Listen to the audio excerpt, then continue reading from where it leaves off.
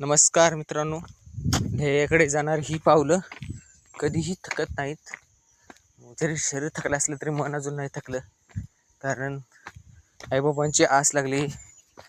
मुलांच्या भविष्याकडं चाला गडी चालू दे. हे जंगल आहे, ही दुनिया आहे, इथं कोणी कुणाचा सका नाही.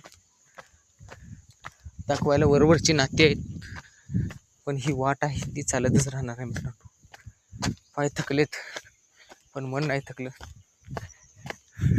एवढं आटापिटा करतोय